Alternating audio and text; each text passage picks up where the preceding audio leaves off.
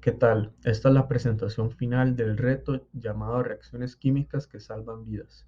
Los participantes son Andrés, Daniela, Selene, Emanuel, Vivian y Alejandro. Como se ve en el video, los autos actuales cuentan con dispositivos de seguridad, por ejemplo las bolsas de aire. Cuando hay un accidente, hay un cambio en las velocidades que son detectadas por sensores que activan el inflado de las bolsas. Este mecanismo se basa en una bola de metal que permanece estático durante el movimiento del vehículo, pero cuando hay una desaceleración rápida, la bola se mueve hacia un sensor que activa un circuito que infla la bolsa. Estas bolsas suelen ser fabricadas de tela de nylon que permite ser flexibles y tiene pequeños orificios por donde se disipa el gas y permite así amortiguar los golpes. Las reacciones químicas del sistema inician con el ácido de sodio, que cuando se enciende con una chispa se descompone para producir sodio y libera gas nitrógeno que inflará instantáneamente la bolsa. Además ocurren dos reacciones secundarias. El sodio metálico reacciona con nitrato de potasio para producir gas nitrógeno adicional y luego el óxido de potasio y el óxido de sodio que son producidos reaccionarán con el dióxido de silicio en una reacción final para producir un vidrio de silicato inofensivo y estable. ¿Por qué durante el proceso de inflado ocurren varias reacciones? Bueno, un problema es la producción de sodio metálico, que al reaccionar con la humedad puede generar una sustancia altamente corrosiva, que es el hidróxido de sodio. Si se agrega nitrato de potasio y dióxido de silicio, los únicos productos que se formarían, además del nitrógeno, serían silicato de potasio y silicato de sodio, que son sustancias inofensivas. La combinación de estos químicos para las reacciones secundarias ocasiona que los productos resultantes después de que la bolsa se infle sean cero dañinos para el usuario. Es importante que todos los químicos estén medidos de una forma exacta para que dejen de actuar una vez que concluya la explosión de la bolsa. La bolsa de aire del volante o del conductor posee un volumen de aproximadamente 67 litros y se llena completamente en alrededor de 30 milisegundos. En cambio, el volumen de la bolsa de aire del copiloto o acompañante es de aproximadamente 140 litros y se llena completamente en alrededor de 35 milisegundos. El tamaño de la bolsa del copiloto es mayor que la del conductor debido a que la distancia entre el frente del carro y la persona es mayor, como se puede observar en la imagen. Para poder conocer la cantidad de reactivo que es necesario para inflar cada bolsa de aire, primero debemos conocer qué es la ley de gases ideales. En un gas ideal, todas las colisiones entre átomos o moléculas son perfectamente elásticas y principalmente siguen dos reglas. Sus moléculas no se atraen o repelen entre ellas y no ocupan volumen alguno. Este concepto es una aproximación que nos ayuda a predecir el comportamiento de los gases, ya que aunque no existen gases que sean completamente ideales, es importante decir que para temperaturas cercanas a la temperatura ambiente y presiones cercanas a la presión atmosférica, hay muchos que se comportan de esta manera. La presión, la temperatura y el volumen de un gas ideal están relacionados por una fórmula llamada la ley del gas ideal. La relación entre ellos es simple, por eso típicamente se trata a los gases como ideales y se puede utilizar esta fórmula para encontrar la cantidad de reactivo de cada bolsa de aire. Para calcular la cantidad de reactivo en la bolsa del conductor utilizamos una temperatura de 25 centígrados, es decir, 298 kelvins y una atmósfera de presión. Utilizando la ley de gases ideales, que dice que presión por volumen es igual a número de moles del gas por la constante del gas ideal por su temperatura en kelvins, despejamos el número de moles y como primer paso obtenemos la cantidad de moles de nitrógeno molecular a producir dependiendo del volumen, utilizando como el valor de la R o constante del gas ideal 0.0821 litros por atmósferas entre kelvins por moles, lo que nos dio 2.738 moles de nitrógeno gas. Después calculamos los moles de ácida de sodio necesarios para producir los moles de nitrógeno gas obtenidos anteriormente, relacionados con una regla de tres simple, el número de moles de los reactivos y los productos de la reacción química balanceada, ya que 2 moles de ácida de sodio producen 3 moles de nitrógeno gas, lo que nos dio 1.825 moles de ácida de sodio. Por último, calculamos la cantidad de reactivo ácida de sodio en gramos con su valor de masa molar, despejando el número de moles y obtenemos que se necesitan 118.625 gramos de ácida de sodio para inflar la bolsa de aire del conductor de 67 litros en las condiciones establecidas. Para calcular la cantidad de reactivo del copiloto utilizamos las mismas condiciones y el mismo procedimiento anterior, aunque ahora se puede observar que obtuvimos una mayor cantidad de moles de nitrógeno gas que se necesitan para producir y por lo tanto también una cantidad grande de moles de ácida de sodio. Lo anterior se debe a que, como ya se mencionó anteriormente, la bolsa del copiloto es más grande.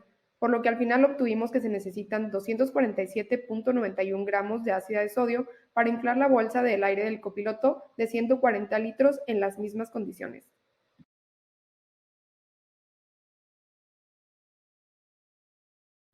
Ahora haremos el cálculo de entalpía, que es la cantidad de energía que un sistema intercambia con su entorno. Aquí vemos que la fórmula es productos, la suma de los valores de los productos menos la suma de los valores de los reactivos. Para el caso de los productos, vemos que ambos valores son cero porque están solos, están en estado puro, pero en los reactivos, la ácida sódica sí tiene un valor de 21.71. Como tenemos 2 moles de esto, lo multiplicamos por 2, hacemos la fórmula y nos da 0 menos 43.4, por un total de menos 43.4 kilojoules por mol. Esto quiere decir, como es un valor negativo, eso nos quiere decir que es una reacción exotérmica, que está liberando calor al entorno. Bueno, ahora aquí tenemos a la entropía, que la entropía es el grado de tendencia de un sistema termodinámico al desorden. Aquí ahorita voy a ahondar un poco más en lo que a esto se refiere. Pero bueno, vemos que aquí la fórmula es un poco parecida a la de la entalpía, es la suma de los valores de los productos menos la suma de los valores de los reactivos. Por parte de los productos, tenemos que el sodio tiene un valor de 51.3 y el nitrógeno de 191.6. Para el caso de los reactivos, tenemos la ácida sódica, que tiene un valor de 96.86. Pues bueno, ahora aquí desarrollando la fórmula, tenemos que multiplicar el número de moles por el valor que tiene cada elemento o compuesto específico. Y haciendo la fórmula nos da que es 677.4 menos 193.2 para un total de 483.68 joules mol Kelvin. Vemos que aquí es una cantidad diferente de cero y esto lo que nos quiere decir es que bajo condiciones normales es una reacción irreversible, ya no se puede regresar a su estado original. Y bueno, ¿cómo es el cálculo de la energía libre de Gibbs en el proceso de inflado de una bolsa de aire? Pues bueno, la energía libre de Gibbs a grandes rasgos lo que nos va a explicar es si una reacción ocurre de manera instantánea o no. Para su cálculo resultan muy útiles los valores totales tanto de la entropía como de la entalpía. Pues aquí vemos que la fórmula nos dice que su cálculo resulta de calcular la entalpía total, menos el producto de la entropía multiplicado por la temperatura en Kelvin. Ahora es importante recalcar que la entalpía está calculada en kilojoules, entonces para tenerlo en las mismas unidades que la entropía, nomás habría que multiplicarlo por 1000. Nos dio que la entalpía nos había dado menos 43.4 kilojoules, o sea, menos 43.400. Y luego menos el resultado de 298, que es temperatura estándar, 25 grados Celsius en Kelvin, menos la entropía que nos había dado 483.68. Haciendo dichos cálculos, obtenemos que la energía libre de Gibbs total es de menos 187.536. ¿Esto qué nos quiere decir? Como la energía libre de Gibbs es negativa, la reacción ocurre de manera instantánea, lo que es lógico y resulta pues, muy útil cuando lo que quieres es que una bolsa de aire se infle lo más rápido posible bajo cualquier tipo de condición. Cálculo de la energía absorbida o liberada en la reacción principal que ocurre cuando se activa una bolsa de aire y el impacto ambiental de esta energía. Bueno, las bolsas de aire no se inflan desde una fuente de gas comprimido, sino que se da gracias a los productos de una reacción química. El químico de esta reacción se llama ácido de sodio o NaN3, sodio nitrógeno 3. En circunstancias normales, esta molécula es bastante estable. Sin embargo, al calentarse, ocasionará que se desmorone y eventualmente se partirá. La siguiente ecuación química describe exactamente cómo se desmorona. Notemos que el segundo producto de la reacción es N2, nitrógeno 2, que también se conoce como gas nitrógeno. La energía libre de Gibbs de un sistema es una medida de cantidad de energía utilizable en ese mismo sistema, que es energía que puede realizar un trabajo. El cambio de la energía libre de Gibbs durante una reacción nos provee información útil acerca de la energía y espontaneidad de una reacción, o sea, si puede llevarse a cabo sin agregar más energía. Saber todo esto nos va a ayudar a conocer si nuestra reacción libera o absorbe energía, por lo que tenemos la siguiente ecuación, que es energía libre de Gibbs, va a ser igual a energía final menos energía inicial. Y tenemos que la energía de la reacción por la calorimetría nos va a permitir el cálculo del calor de reacción de manera experimental. En cambio, entalpías de formación, energías de enlace y ley de Higgs nos va a permitir el cálculo del calor de reacción de manera teórica. El impacto ambiental que tiene esta energía. Como había mencionado y explicado con anterioridad, las bolsas de aire se inflan por la reacción química que existe entre un ácido de sodio con un nitrato de potasio, que al unirse producen un gas nitrógeno, que vendría siendo lo que infla nuestra bolsa de aire. Se trata de una sustancia tóxica que se transforma en nitrógeno inocuo cuando se hincha el airbag. No obstante, esta sustancia convierte a los airbags no utilizados en un problema potencial para el medio ambiente, además de que representa un riesgo para la salud de los operarios que se dedican a realizar las labores de desmontaje y de reciclado. Con base a los datos obtenidos podemos deducir que se trata de una reacción exotérmica debido a que desprende calor y con ello se genera un gas, hablando del nitrógeno que ya había sido mencionado anteriormente, a partir de un sólido el cual hace que las bolsas de aire se inflen y aumenten por lo tanto su volumen. Para conocer la temperatura a la que la reacción será espontánea, debemos en primer lugar sustituir los valores de entalpía y entropía que se encontraron con anterioridad en la fórmula de energía libre de Gibbs, como se observa en la imagen. Después, debido a que se quiere conocer la temperatura, igualamos la ecuación a cero, ya que el cambio de temperatura se dará justo cuando sea cero. Y por último, despejamos los valores. Para dejar la variable de temperatura, dividimos y obtenemos el valor de la temperatura. Finalmente, obtuvimos que la reacción será espontánea a 89.728 kelvins o menos 183.422 centígrados.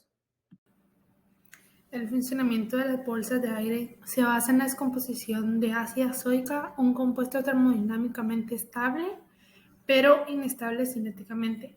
Es decir, reactivo en ciertas condiciones, como cuando se calienta, golpea o presiona, generándose nitrógeno. La reacción es exotérmica, es decir, que desprende calor y en ella se genera un gas. Este es el nitrógeno a partir de un sólido que es el ácido sódica mencionado anteriormente, aumentando considerablemente su volumen y mediante esto es el inflado de la bolsa de aire.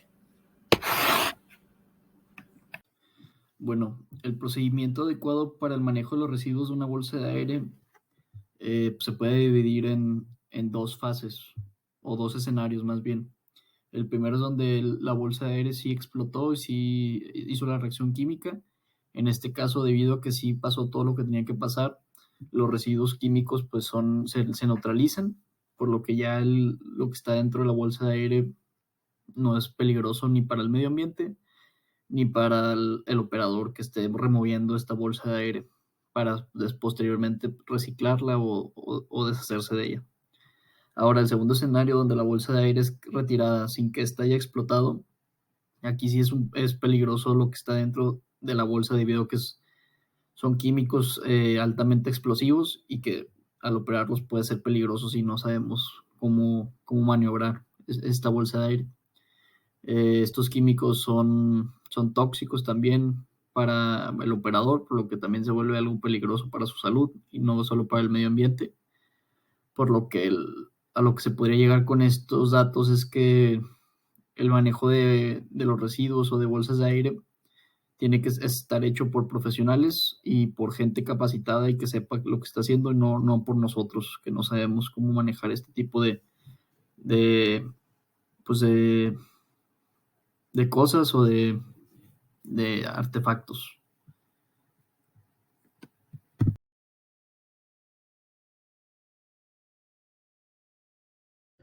Como reflexión, la química está en constante evolución y tiene importancia vital en nuestra vida diaria a esto estudiar la materia y los cambios que percibe. La química está presente en alimentos, cosméticos, combustibles, tratamiento de aguas, construcción, medicina, la industria, medio ambiente, tecnología, entre otros. En el caso de este reto, conocer el porqué detrás de una bolsa de aire a través del conocimiento químico da una noción de lo realmente importante que es este campo de estudio para la vida diaria. Así, el funcionamiento de las bolsas de aire se convirtió en un elemento que han salvado miles de vidas. Después de terminar esta situación problema, puedo decir que ha sido una de las más interesantes que he tenido, ya que en lo personal yo no sabía que el inflado de las bolsas de aire de los carros era posible gracias a las reacciones químicas. Después de hacer este proyecto pude darme cuenta de todas las utilidades que tiene la química en la vida cotidiana, en la seguridad y en la salud, mencionando los temas que vimos en esta unidad de formación, como lo son las propiedades coligativas y la termodinámica. Estos se pueden ver en situaciones cotidianas desde lo más sencillas, como al hervir agua en una tetera, cuando se genera el vapor o cuando se agrega sal a la ensalada para que la lechuga se deshidrate, hasta en procesos más complicados como crear mezclas anticongelantes y en el funcionamiento de los motores de los autos y en las reacciones químicas que ocurren en estos, como por ejemplo la combustión, y son necesarios para vivir la vida con comodidades a las que estamos acostumbrados, como trasladarse por este medio. Las reacciones redox, por ejemplo, también se pueden ver en ejemplos cotidianos, como lo es desde la oxidación de los metales en herramientas o resbaladillas en el parque, hasta la oxidación de la glucosa para obtener ATP en nuestro organismo, que es fundamental. Por esto y más utilidades, puedo decir que el estudio de la química es sumamente importante, no solamente para saber cómo satisfacer las necesidades de las futuras generaciones, teniendo el menor impacto negativo en el medio ambiente, sino también para combatir los problemas que se nos presenten en el futuro, como pandemias, con el fin de tener la mejor calidad de vida posible. Pues bueno, realmente la química tiene un impacto directo y sumamente fundamental en todos los aspectos de nuestra vida. Muchas veces estamos interactuando con fenómenos químicos y reacciones todo el tiempo, pero como no lo pensamos muy a profundidad no nos damos cuenta. Pero el hecho de cocinar, hacer una dilución, una emulsión, todo tiene que ver con estos procesos químicos que realizamos de manera inconsciente sin entender realmente. Pero, por ejemplo, si sin entender la química no podríamos prender un carro que es producto de una reacción exotérmica. Y realmente vemos termodinámica en todos lados y no solamente hablo de la termodinámica, sino de todo. Entonces vemos que la química tiene un papel fundamental en nuestras vidas, nos demos cuenta o no. Y pues nada. Considero que es importante tener conocimiento en conceptos y aplicaciones en la química, debido a que la química nos ayuda a entender el proceso y el porqué de las cosas. ¿Por qué está sucediendo este cambio o por qué pasó de esto a lo otro? Y también conocer que nos encontramos rodeados de todo tipo de procesos en los que suceden cambios a nivel molecular, a nivel químico, que van desde el simple hecho de que nosotros nos lavemos las manos hasta, por ejemplo, en este reto, saber qué tipo de reacción es la que ocurre que lleva a que una bolsa de aire de un auto se infle cuando hay un choque. En este semestre aprendí la importancia de conocer todos los componentes y reacciones que hay detrás de una bolsa de aire, ya que nosotros desde el momento en que nos levantamos hasta que nos acostamos estamos interactuando con la química. Es decir, nosotros cuando estamos en el coche, cuando nos duchamos, cuando vamos a comer, cuando vamos a realizar actividades tan básicas como lavarnos los dientes, aplicarnos perfume, cosméticos, estamos relacionados con la química y no sabemos muchas veces todo el proceso que hay detrás para llegar a lo que nosotros hacemos con tanta facilidad y por lo tanto pues nosotros estamos rodeados de la química todo el tiempo. Bueno, mi conclusión para este proyecto es que las bolsas de aire son algo esencial dentro de cualquier automóvil. Siento que son la diferencia entre perder o no la vida dentro de un accidente automovilístico y siento que son algo esencial que debería estar en todos los automóviles del mercado. Considero que conocer cómo funciona tanto químicamente como todo el proceso de elaboración y de ensamble de las bolsas de aire me ayudó a tener una idea más clara de lo complicadas que son, pero más que nada lo esenciales y lo brillantes que son este invento de la humanidad. Gracias.